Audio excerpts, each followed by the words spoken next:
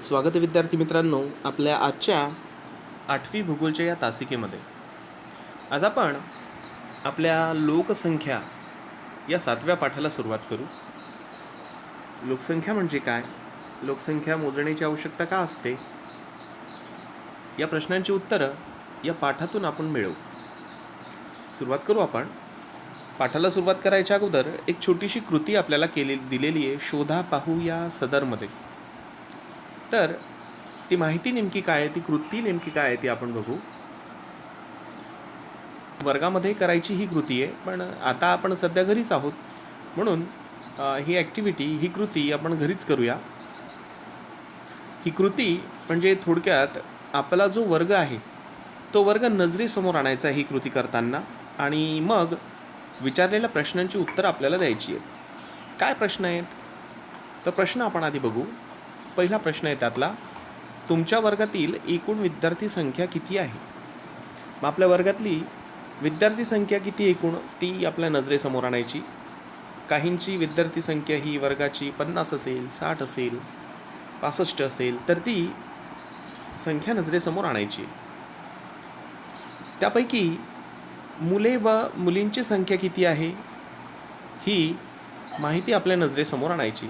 एकूण समजा 60 मुलं जर असतील तर त्यातनं मुली किती आणि मुलं किती.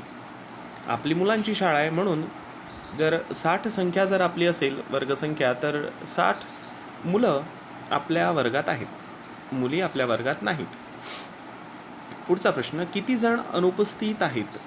म्हणजे शाळेत न येणाऱ्या मुलांची संख्या किती, ती संख्या आपल्याला इथे सांगायची आहे. की 4 मुलं आले नाही, 5 मुलं आले नाही, 2 मुलं आले नाही. शाळेत न आलेल्या मुलांची संख्या इथं सांगायची आहे. पुढचा प्रश्न आहे, तुमच्या शाळेत एकूण किती विद्यार्थी संख्या आहे? आता इथे एकूण शाळेची विद्यार्थी संख्या आपल्याला सांगायची आहे. 5वी ते 10वी आपल्या 3-3 तुकड्या आहेत. मग त्यातून 1200 ते 1300 विद्यार्थी संख्या आपली एकूण शाळेची असते, असं उत्तर इथे अपेक्षित आहे. मग शाळेतील मुलांची व मुलींची संख्या किती आहे? आता पुढचा प्रश्न, जर 1200 विद्यार्थी जर शाळेमध्ये आहेत तर त्यात मुलं किती आणि मुली किती? आता या प्रश्नाचं उत्तर देताना आपल्याला असं म्हणावं लागेल की आपल्या शाळेमध्ये 1200 विद्यार्थी संख्या आहेत, तर त्यामध्ये 1200 मुलं आहेत, कारण आपली शाळा ही मुलांची शाळा आहे, म्हणून आपल्या शाळेत मुली नाहीत. 1200 मुलं. जर विद्यार्थी संख्या जर 1200 असेल तर आपण म्हणू की 1200 मुलं आहेत. पुढचा प्रश्न, कोणत्या वर्गात विद्यार्थी संख्या जास्त आहे? मग 5वी ते 10वी ज्या 3-3 तुकड्या आहेत आपल्याकडे, तर त्यामधून 5वीमध्ये मुलं जास्त आहेत की 6वीमध्ये मुलं जास्त आहेत की 10वीत मुलं जास्त आहेत, असं उत्तर इथं अपेक्षित आहे. मग आपण म्हणू की इयत्ता 9वीच्या वर्गात आपल्या शाळेत मुलं जास्त आहेत, विद्यार्थी संख्या जास्त आहे. पुढचा प्रश्न, कोणत्या वर्गात सर्वात जास्त अनुपस्थिती आहे? मग अशा वर्गाचं नाव सांगायचं की ज्या वर्गात रोज जास्त मुलं गैरहजर राहतात. आता विद्यार्थी मित्रांनो, ह्या सगळ्या प्रश्नांची उत्तरं घेत असताना आपल्या लक्षात एक गोष्ट आलं असेल की आपण ज्या वर्गात आहोत त्या वर्गाची संपूर्ण माहिती आपल्याला या प्रश्नांमधून मिळते. आणि दुसरी गोष्ट म्हणजे आपल्या शाळेमध्ये एकूण किती विद्यार्थी आहेत, त्यात मुलं किती, मुली किती, गैरहजर राहणारे किती, रोज शाळेमध्ये येणारे किती, अशी सगळी माहिती आपल्याला या प्रश्नांमधून मिळते. आपल्या वर्गाची सुद्धा माहिती आपल्याला यातून कळते की आपल्या वर्गाची विद्यार्थी संख्या किती आहे. मग समजा 60 विद्यार्थी असतील तर त्यातले मुलं किती, मुली किती, गैरहजर राहणारे विद्यार्थी किती, अशी माहिती आपल्याला या प्रश्नांमधून मिळते. बरं, मग हे प्रश्न आपण का विचारले? तर आपल्याला आपल्या वर्गामध्ये असलेली एखादी समस्या जी असेल ती समस्या आपल्या समोर येते. या प्रश्नांच्या उत्तरांमधून विद्यार्थी मित्रांनो, आपल्याला आपल्या वर्गाची आणि आपल्या शाळेची जी समस्या आहे ती समस्या आपल्या समोर येते, आणि त्या समस्येवर आपल्याला उपाययोजना करता येते. मग समस्या कोणती? तर विद्यार्थी शाळेमध्ये येत नाहीत ही समस्या, आणि त्यावर उपाययोजना काय? तर एकूणच शाळेचे मुख्याध्यापक आणि सगळे शिक्षक हे काय करतात, तर त्या विद्यार्थ्यांना शाळेत आणण्यासाठी प्रयत्न करतात. ही त्यावरची उपाययोजना. मग अशीच उपाययोजना देशाच्या जनतेसाठी करण्यासाठी म्हणून लोकसंख्या मोजली जाते. आणि आपल्या देशामध्ये दर 10 वर्षांनी ही लोकसंख्या मोजली जाते. 2011मध्ये आपली नुकतीच एक लोकसंख्या मोजली गेली आणि त्यानंतर आता 2021 दर 10 वर्षानंतर होते. म्हणून मग 2011 नंतर 2021मध्ये आपली जनगणना लोकसंख्या मोजणे म्हणजे आपल्या देशामध्ये एकूण किती लोक राहतात, मग त्यात स्त्रिया किती, पुरुष किती, म्हातारे किती, लहान मुलं किती, नोकरी करणारे किती, नोकरी न करणारे, स्वतःचा व्यवसाय करणारे, रिटायर झालेले, श्रीमंत किती, गरीब किती, अशी एकूण सगळ्याच प्रश्नांची माहिती या लोकसंख्येच्या गणनेमध्ये जनगणनेमध्ये ही विचारली जाते. आणि एकूणच शासनाला एक ठराविक पद्धतीचे आकडे मिळतात की ज्यावरून त्यांना उपाययोजना करता येते. जसं आपण पाहिलं की वर्गाची आणि शाळेची माहिती घेतली आणि या प्रश्नांमधून आपल्याला काय कळलं की आपल्या शाळेमध्ये आपल्या वर्गामध्ये कोणती समस्या आहे आणि त्या समस्येवर आपल्याला उपाययोजना करता आली. मग अशीच उपाययोजना ही देशामध्ये राहणाऱ्या लोकांसाठी करता येते. त्यासाठी म्हणून लोकसंख्या ही मोजली जाते, त्यासाठी जनगणना ही केली जाते. अशीच एक छोटासा टेबल आपल्याला इथे दिलेला आहे. आपण हे जे प्रश्न बघितले ना त्यावरती भौगोलिक स्पष्टीकरण दिलेलं आहे. ते भौगोलिक स्पष्टीकरण आपण आधी बघू. वरील कृतीतून तुम्ही शाळेतील विद्यार्थी लोकसंख्येसंदर्भात माहिती मिळवलीत. अशाच प्रकारे गाव, तालुका, जिल्हा, राज्य, देश व जागतिक पातळीवरील लोकसंख्येची माहिती आपण मिळवू शकतो.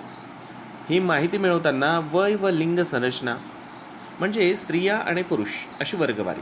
वय व लिंग संरचना म्हणजे काय तर स्त्री आणि पुरुष अशी वर्गवारी. ही माहिती मिळवताना वय व लिंग संरचना, साक्षरता इत्यादींचा विचार करावा लागतो. जशी आपण वर्गाची माहिती मिळवली तशी अगदी छोट्याशा गावापासून तर देश पातळीपर्यंत लोकसंख्येची माहिती मिळवता येते. आणि ही माहिती मिळवताना वेगवेगळ्या वर्गवारीमध्ये ही वेगवेगळ्या प्रकारांमध्ये ही माहिती मिळवता येते. म्हणजे मग आधी त्यांच्या वयाची माहिती घेतली जाते, लिंग संरचना म्हणजे मग स्त्रिया किती, पुरुष किती, साक्षरता शिकलेले किती, न शिकलेले किती, या सगळ्या माहितींचा अंतर्भाव या लोकसंख्येच्या गणनेमध्ये केली जाते. एखाद्या प्रदेशाच्या विकासासाठी अनेक घटक उपयुक्त असतात. त्यातील लोकसंख्या हा एक महत्त्वाचा घटक आहे. कोणत्याही प्रदेशातील लोकसंख्येचा अभ्यास करताना खालील मुद्दे विचारात घ्यावे लागतात. विकास जर करायचा असेल एखाद्या प्रदेशाचा तर त्या प्रदेशाची लोकसंख्या हा महत्त्वाचा घटक आहे.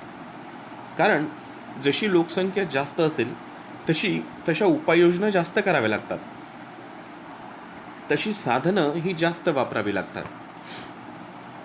मग कोणत्याही प्रदेशातील लोकसंख्येचा अभ्यास करताना काही मुद्दे विचारात घ्यावे लागतात.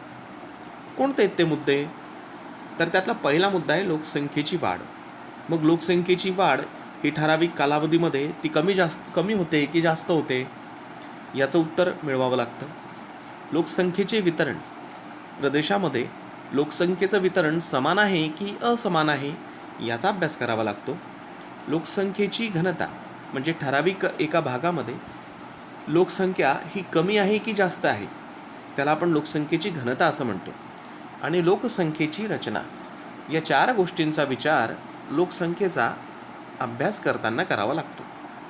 आता इथे एक छोटंसं उदाहरण आपल्याला दिलेलं आहे. अ शहर आणि ब शहर 2 शहरांच्या लोकसंख्येचा तुलनात्मक अभ्यास आपल्याला इथे दिलेला आहे. त्या शहरांची नावं अ शहर आणि ब शहर अशी नावं त्यांना दिलेली आहेत आणि तपशील या कॉलममध्ये मुद्दे दिलेले आहेत. इसवी सन 2016 मधली ही लोकसंख्या इथे दाखवलेली आहे. मग इसवी सन 2016 या साली अ शहराची लोकसंख्या किती होती तर 1 लाख एवढी लोकसंख्या अ शहराची होती. आणि ब शहराची लोकसंख्या किती होती तर ती 1,10,000 एवढी होती. मग यावर्षी शहरामध्ये एकूण किती मुलं जन्माला आली? मुलं म्हणजे अपत्य. किती लहान बालकं जन्माला आली? तर 2,000 बालकं जन्माला आली. आणि शहरामध्ये 2,750 बालकं जन्माला आली. किती लोक मृत्यू पावले? तर शहरामध्ये 1,500 लोक मृत्यू पावले आणि शहरामध्ये 2,200 लोक मृत्यू पावले. मग या 2016 या वर्षी बाहेरून किती लोकसंख्या या दोघं शहरांमध्ये आली? तर शहरामध्ये 2016 या वर्षी 23,000 लोक बाहेरून आले आणि शहरामध्ये 15,000 लोक बाहेरून आले.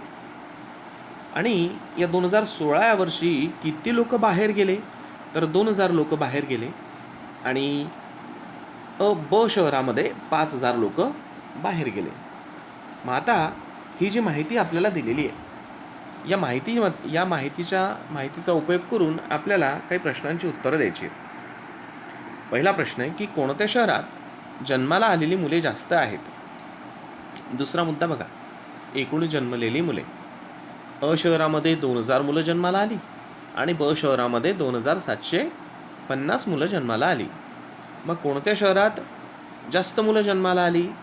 तर शहरामध्ये जास्त मुलं जन्माला आलीत. 2,750 इतकी मुलं शहरात जन्माला आली. पुढचा प्रश्न, मृतांची संख्या कोणत्या शहरात जास्त आहे? मृत्यू पावलेली लोकसंख्या. तिसरा मुद्दा बघा. मग यामध्ये शहरात 1,500 लोक मृत्यू पावले आणि शहरात 2,200 लोक मृत्यू पावले. मग आपल्या प्रश्नाचं उत्तर काय येईल? तर शहरामध्ये जास्त लोक मृत्यू पावले. पुढचा प्रश्न बघू आपण. अंतःस्थलांतर व बहिस्थलांतरातील आकडेवारीवरून अंतःस्थलांतर कुठे जास्त आहे? अंतःस्थलांतर म्हणजे बाहेरून आले आणि बहिस्थलांतर म्हणजे बाहेर गेले. स्थलांतर म्हणजे एका ठिकाणाहून दुसऱ्या ठिकाणी केलेला प्रवास, त्याला स्थलांतर असं म्हणतात. अंत म्हणजे शहरामध्ये आले आणि बही म्हणजे या शहरामधून दुसरीकडे गेले. ठीक आहे.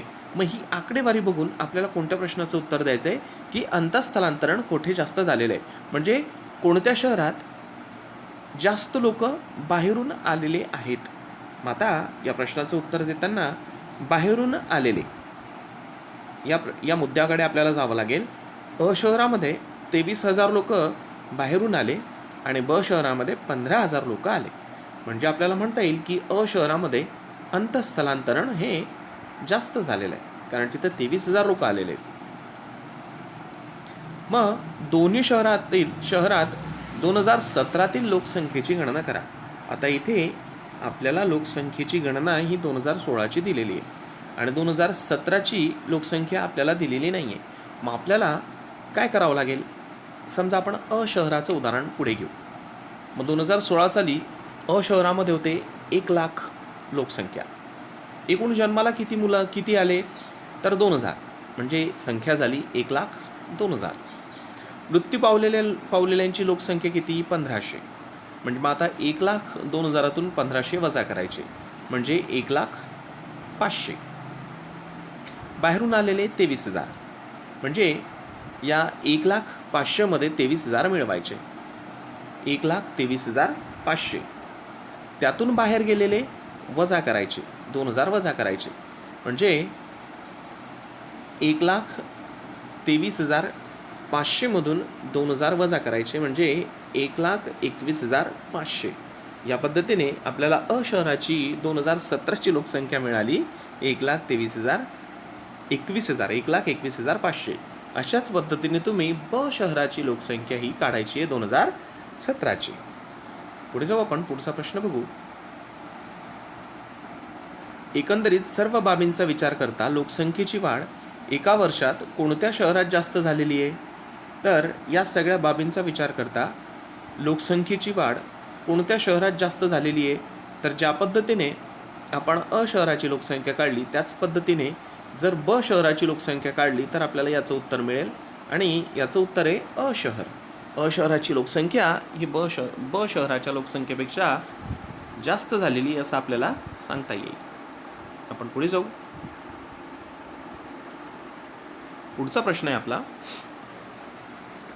जन्मलेली एकूण मुले दिलेली आहेत. आता जन्मलेली एकूण मुलं किती दिलेली आहेत? अ शहरामध्ये एकूण 2000 मुलं जन्माला आली आणि ब शहरामध्ये 2750 मुलं जन्माला आली. मग कोणत्या शहरामध्ये सर्वात जास्त मुलं जन्माला आलेली आहेत? तर ब शहरामध्ये जास्त मुलं जन्माला आलेली आहेत, 2750. या पद्धतीने आता या प्रश्नांच्या उत्तरातून आपल्याला काय लक्षात आलं? तर आपल्या लक्षात आलं की या दोन शहरांच्या लोकसंख्येच्या बाबतीत आपण हा अभ्यास केलेला आहे. जसा आपण वर्गाच्या बाबतीत या प्रश्नांवरून अभ्यास केला होता, तसाच इथे दोन शहरांची माहिती या प्रश्नांच्या माध्यमातून आपण घेतली आहे. मग या प्रश्नांच्या माध्यमातून मिळालेल्या उत्तरांमधून जेव्हा शासनाला हे आकडे मिळतात, तेव्हा शासन काय करतं? तर वेगवेगळ्या योजना राबवण्यासाठी म्हणून या मिळालेल्या आकडेवारीचा उपयोग करतं. आता इथे स्पष्टीकरण दिलेलं आहे. वरील कृतीतून असं लक्षात येईल की प्रदेशाच्या लोकसंख्येत सतत बदल होत असतो. लोकसंख्येमध्ये सतत बदल होतो. काही मुलं जन्माला येतात आणि काहींचा मृत्यू होतो. हा जो बदल आहे, हा बदल सतत होत राहतो. हा बदल थांबत नाही. काही वेळेस लोकसंख्या कमी होते तर काही वेळेस ती वाढते. ही वाढ किंवा घट पुढील घटकांशी निगडीत असते. यात प्रामुख्याने जन्मदर, मृत्यूदर, सरासरी आयुर्मान, स्थलांतर इत्यादींचा समावेश होतो. लोकसंख्येमध्ये जो बदल होतो ना, त्या बदलाला कारणीभूत असलेले हे घटक आहेत: जन्मदर, मृत्यूदर, आयुर्मान आणि स्थलांतर. आता या चौघं घटकांचा थोडा सविस्तर अभ्यास आपण करू. जन्मदर म्हणजे काय? तर एका वर्षात दर हजारी लोकसंख्येमागे जन्मलेल्या एकूण जिवंत अर्भकांची संख्या म्हणजे जन्मदर. मृत्यूदर म्हणजे काय? तर एका वर्षाच्या कालावधीत दर हजारी लोकसंख्येमागे एकूण मृत झालेल्या व्यक्तींची संख्या म्हणजे मृत्यूदर. 1000 लोक नजरेसमोर ठेवतात आणि त्या 1000 लोकांच्या मागे किती लोक मृत्यू पावले त्यावरून तो मृत्यूदर काढला जातो. आयुर्मान म्हणजे एखाद्या प्रदेशातील व्यक्तीच्या जन्माच्या वेळची अपेक्षित सरासरी आयुर्मर्यादा. स्थलांतर व्यक्ती किंवा व्यक्तिसमूह दुसरीकडे जाणे किंवा दुसरीकडून येणे. एखाद्या प्रदेशात बाहेरून वास्तव्यासाठी व्यक्ती येणे म्हणजे अंतस्थलांतर किंवा त्या प्रदेशातून इतर ठिकाणी वास्तव्यासाठी व्यक्ती जाणे म्हणजे बहिस्थलांतर. स्थलांतर म्हणजे एका ठिकाणाहून दुसऱ्या ठिकाणी केलेला प्रवास, केलेलं ठिकाणाचा बदल म्हणजे स्थलांतर. मग हे स्थलांतर जे आहे ना, ते दोन पद्धतींनी होतं. एक म्हणजे अंतस्थलांतर म्हणजे बाहेरून वास्तव्यासाठी येणे, आणि बहिस्थलांतर म्हणजे एका ठिकाणाहून दुसऱ्या ठिकाणी वास्तव्यासाठी जाणे. याला बहिस्थलांतर असं म्हणतात. वरील सर्व घटकांचा लोकसंख्या वाढीवरती परिणाम होतो. वरील सर्व घटक म्हणजे कोणते घटक? आपण जे आता 4 घटक बघितले, जन्मदर, मृत्यूदर, आयुर्मान आणि स्थलांतर, या सर्व घटकांचा परिणाम कशावर होतो? लोकसंख्या वाढीवर होतो. जन्मदर व मृत्यूदरातील फरक ठळकपणे लोकसंख्येच्या नैसर्गिकरित्या होणाऱ्या बदलास कारणीभूत ठरतात. त्याचप्रमाणे व्यक्ती किंवा व्यक्तिसमूहाचे स्थलांतर लोकसंख्येत सतत बदल घडवतात. लोकसंख्येच्या अमर्याद वाढीमुळे प्रदेशातील संसाधनांवर ताण पडतो. याउलट लोकसंख्येची वाढ नियंत्रित असेल तर संसाधनांची उपलब्धता योग्य प्रमाणात राहते. लोकसंख्या नियंत्रणात असणे हे त्या प्रदेशाच्या विकासाचे निर्देशक असते. आपण पाहिलं की जन्मदर, मृत्यूदर, आयुर्मान आणि स्थलांतर हे 4 घटक आहेत. हे 4 घटक काय करतात? लोकसंख्या वाढीवरती ते परिणाम करतात. जन्मदर व मृत्यूदरातील फरक ठळकपणे लोकसंख्येच्या नैसर्गिकरित्या होणाऱ्या बदलास कारणीभूत ठरतात. म्हणजे जन्मदर आणि मृत्यूदर हे 2 नैसर्गिक घटक जे आहेत, हे घटक काय करतात?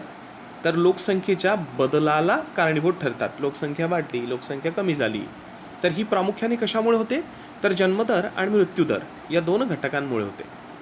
त्याचप्रमाणे व्यक्ती किंवा व्यक्तिसमूहांचं स्थलांतर होतं एका ठिकाणाहून दुसऱ्या ठिकाणी. लोक ज्या ठिकाणी राहत असतात ना, ते ठिकाण ते सोडतात आणि दुसरीकडे जातात राहायला. याला स्थलांतर असं म्हणतात. हे स्थलांतर अनेक कारणांनी होतं. यातलं काही कारणं आपण बघू. स्थलांतर हे कधीकधी हे तात्पुरत्या ठराविक काळासाठी स्थलांतर असतं. समजा एखाद्या व्यक्तीला शहरामध्ये काही काम असेल किंवा दुसऱ्या गावामध्ये जर काही काम असेल, तर तो त्या गावामध्ये किंवा त्या शहरामध्ये काही ठराविक दिवसांसाठी जातो, तासांसाठी जातो, काही ठराविक हप्त्यांसाठी जातो, महिन्यांसाठी जातो. त्याचं ते काम पूर्ण झालं की तो परत येतो. हे तात्पुरतं स्थलांतर असतं. दुसरं असतं शिक्षणासाठी म्हणून झालेलं स्थलांतर. विद्यार्थी गावामधून शहरामध्ये शिकण्यासाठी म्हणून जातात आणि त्यांचं शिक्षण पूर्ण झालं की तिथून ते परत आपल्या गावी येतात. हे झालं शिक्षणासाठी म्हणून असलेलं स्थलांतर. पुढचे रोजगारासाठी असलेलं स्थलांतर. शिक्षण झाल्यानंतर ज्या ठिकाणी रोजगार मिळतो त्या ठिकाणी नोकरीसाठी म्हणून किंवा व्यवसायासाठी म्हणून किंवा कामधंद्यासाठी म्हणून मुलं जातात आणि तिथं नोकरी करतात, तिथं राहतात, तिथं वास्तव्य करतात. याला आपण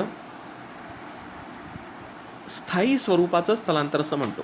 कारण जोपर्यंत त्यांची नोकरी तिथं असते तोपर्यंत तिथं ते थांबतात. दुसरं एक स्थलांतर असतं मुलींच्या बाबतीत की त्यांचं लग्न झालं की त्यांचं घर सोडून आपल्या पतीच्या घरी त्या राहायला जातात. हे सुद्धा स्थायी स्थलांतरामध्ये मोडलं जातं. कधीकधी काय होतं की एखाद्या प्रदेशातलं जे वातावरण जे असतं, एखाद्या प्रदेशातलं वातावरण असेल, तिथली सामाजिक परिस्थिती असेल, ही राहायला योग्य नसते. म्हणून सुद्धा अशा ठिकाणाहून लोक काय करतात, तिथून निघतात आणि दुसरीकडे राहायला जातात. याला सुद्धा स्थायी स्थलांतर असं म्हणतात. मग या स्थलांतरामुळे सुद्धा काय होतं की लोकसंख्येमध्ये बदल घडत जातो. ज्या ठिकाणाहून हे लोक निघतात त्या ठिकाणची लोकसंख्या कमी होते आणि ज्या ठिकाणी जाऊन राहतात तिथली लोकसंख्या ही जास्त होते. ठीक आहे विद्यार्थी मित्रांनो, आज आपण थांबू आणि उर्वरित भाग जो आहे आपला तो आपण आपल्या पुढच्या तासिकेमध्ये पाहू.